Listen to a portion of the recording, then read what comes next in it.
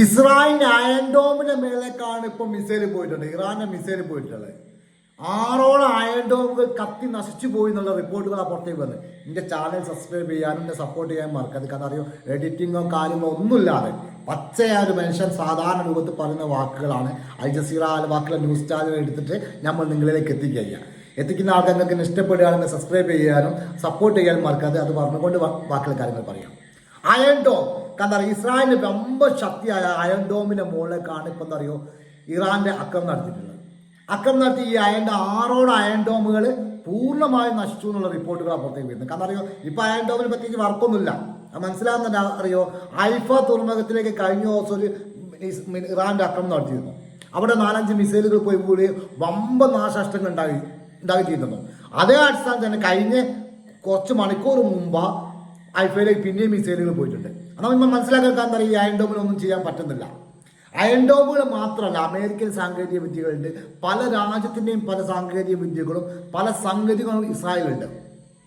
ഒരുപാട് സംഗതികൾ പ്രതിരോധിക്കാൻ വേണ്ടി എല്ലാ സംവിധാനവും അവിടെ ഉണ്ട്.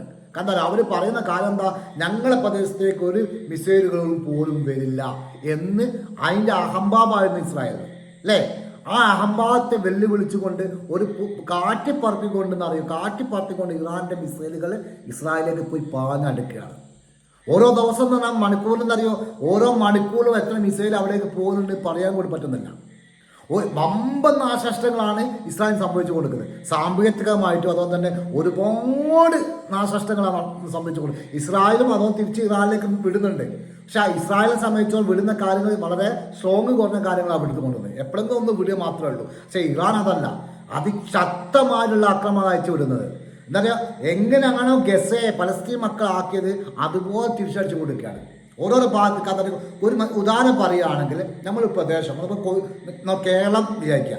കേരളത്തിൽ നമ്മൾ ഉദാഹരണം നമ്മൾ പറഞ്ഞുതരാം. എങ്ങനെയാണ് ഇറാന്റെ മിസൈൽ വിടുന്ന രീതി എന്ന് പറഞ്ഞാൽ, നമ്മൾ കേരളത്തിൽ എന്താ ആദ്യം പോയി തിരുവനന്തപുരത്തേക്കാം. ഉദാഹരണം പറയുകയാണെങ്കിൽ ഇസ്രായേൽ നമ്മൾ ഉദാഹരണം പറയുന്ന രൂപ പറയുന്നത് ആദ്യം തിരുവനന്തപുരത്തേക്കാണ്. പിന്നെ വിൽക്കുന്ന ഇടം അറിയോ വയനാട്ടിലാണ്. പിന്നെ വിൽക്കുന്ന ഇടാന്ന് അറിയോ നേരെ വിൽക്കുന്നത് കണ്ണൂരാണ്. അത് കഴിഞ്ഞാൽ പിന്നെ തൃശ്ശൂരാണ്. ആ രൂപത്തിലേക്കാണ് എന്താണെന്ന് മിസൈലുകൾ അയക്കുന്നത് ഇറാന്. ഏത് ഭാഗത്തേക്കും എല്ലാ ഭാഗത്തേക്കും എന്താ അറിയോ അടിച്ചു കൊടുക്കുക. എന്താ പറയുക, തിരുവനന്തപുരത്തേക്ക് പ്രശ്നം ഉണ്ടാകുന്നത് അവിടേക്ക് ആൾക്കാർ കൂടി ചേരുമ്പോൾ അവിടെ നിന്ന് മാറി ഞാൻ പുറത്തേക്ക് വിട്ടുകൊടുത്തു. അവിടെ ആൾക്കാർ വരുമ്പോൾ പുറത്തേക്ക് വിട്ടുകൊടുത്തു. എന്നാൽ ചുറ്റും എവിടെയും സമാധാനമല്ലാതെ എന്താണ് സമാധാനം എന്നറിയാൻ പറ്റാത്ത രാത്രികളിലാണ് ഇപ്പോൾ ഇസ്രായേൽ സംഭവിച്ചു പോകുന്നത്. ആൾക്കാർ കടന്നുറങ്ങാൻ പറ്റുന്നില്ല. ബങ്കറിൻ്റെ ഉള്ളിൽ കയറി കഴിഞ്ഞാൽ നടക്കില്ല. എന്താ അറിയോ, ഇറാന്റെ മിസൈൽ വന്ന് വീണിട്ട് മൊത്തം ബങ്കറുകളൊക്കെ നഷ്ടപ്പെട്ടുള്ള റിപ്പോർട്ടുകൾ പുറത്തേക്ക് വരുന്നുണ്ട്. ഒരുപാട് ആൾക്കാർക്ക് ഈ പുകയൊക്കെ ഉള്ളിലേക്ക് കയറിയിട്ട് എന്താ പറയുക, ശ്വാസം കിട്ടാതെ ആൾക്കാർ പുറത്തേക്ക് വീഴുന്നു. അതുകൊണ്ട് ഈ ഹോസ്പിറ്റലിൽ പോയി കാണിക്കാൻ പറ്റാത്തൊരവസ്ഥ വരുന്നുണ്ട്. എന്താ അറിയോ, ഇസ്രായേലിന്റെ ആക്രമണം ഏത് സമയത്താണ് വരിക എന്ന് പറയില്ല. ആശുപത്രി ചെന്ന് പോകണ്ടേ, പേടിച്ച് പോകുന്നില്ല. ഇസ്രായേൽ ആൾക്കാർക്കൊക്കെ പറ്റിക്കഴിഞ്ഞാൽ ആശുപത്രിയിൽ പോകണ്ടേ, അത് പോകാൻ പറ്റുന്നില്ല. ആൾക്കാർ പോകുന്നില്ല എന്നാണ് പറയുന്നത്. എന്നാൽ ജനങ്ങൾ ശരിക്കും പറയുകയാണ് ഭ്രാന്തനെ പോലെ എന്താ ചെയ്യണമെന്ന് ഓർമ്മല്ലാതെ. കാരണം അറിയോ, പാവപ്പെട്ട ആൾക്കാർ മരിക്കുന്നതിനെ കൊണ്ട് അവരെ ബുദ്ധിമുട്ടാവുന്നതിനെ കൊണ്ട് എല്ലാവർക്കും വിഷമമുണ്ട്. യുദ്ധം ഒന്നിനും പരിഹാരവുമല്ല.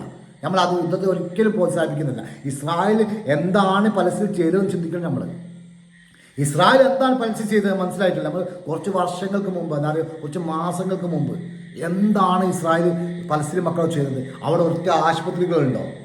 അവിടെയുള്ള പിഞ്ചു മക്കളെ വരെ എന്താ പറയുക കശാപ്പ് ചെയ്ത മാതിരി മിസൈലിട്ട് കൊന്ന് പല എന്താ പറയുക കഷ്കർ മിസൈൽ പോലത്തെ മിസൈലുകൾ ഇട്ട് മൊത്തം നശിപ്പിച്ച് കളഞ്ഞതാണ്.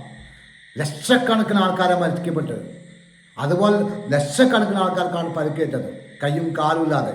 ആ ഒരു പലസ്തീൻ നഗരം തന്നെ ഇല്ലാത്ത രൂപത്തിലേക്കാണ് ഇപ്പം ഇസ്രായേൽ ആക്കി മാറ്റുള്ളത്.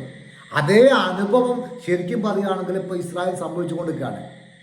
ഇതിൽ ഓരോ ദിവസം കൂടും കാടിന് കൂടിയാണ് ചെയ്യുന്നത്. ഇന്നലെ സംഭവിച്ചല്ല ഇന്നും സംഭവിക്കുന്നത്. ഇന്നലെ ഉദാഹരണം പറയുകയാണെങ്കിൽ ഫസ്റ്റ് ദിവസം ഒരു മിസൈലാണ് ഇസ്രായേൽ വീണ് വെച്ചാൽ പിറ്റേ ദിവസം 3 മിസൈൽ വീണിട്ടുണ്ട്. പിറ്റേ ദിവസം അത് 10 ആയിട്ടുണ്ട്. പിറ്റേ ദിവസം അത് 20 ആയിട്ട് അങ്ങനെ മിസൈലുകൾ വീഴുന്നുണ്ട്. ഇപ്പൊക്കെ വീഴുന്ന മിസൈൽ എന്ന് പറഞ്ഞാൽ വമ്പൻ പ്രകടനശേഷിയുള്ള നല്ല പവറുള്ള മിസൈലുകളാണ് വീഴുന്നത്. ഇന്നിപ്പോൾ നാളെന്താ സംഭവിക്കുക? ഇതിനേക്കാളും സ്ട്രോങ്ങുള്ള മിസൈലുകൾ അയക്കുക.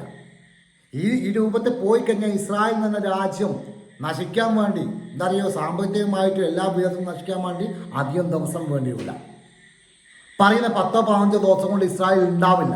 തിരിച്ചടി ഇസ്രായേലിന്റെ ഭാഗത്ത് നന്നായിട്ടുണ്ട്, ഇറാന്റെ ഭാഗത്ത് നന്നായിട്ടുണ്ട്. ഒരുപാട് കാര്യങ്ങൾ പ്രതിരോധിക്കുന്നുണ്ട്. ഇറാന്റെ സാങ്കേതിക വിദ്യകൾ ഉപയോഗിച്ചാൽ ഒരുപാട് മിസൈലുകൾ തകർക്കുന്നുണ്ട്.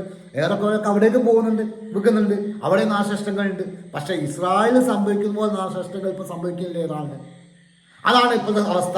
ഏതായാലും വീഡിയോ കണ്ട ഇഷ്ടപ്പെട്ട സപ്പോർട്ട് ചെയ്യാൻ, സബ്സ്ക്രൈബ് ചെയ്യാൻ മറക്കാം. Thank you very much.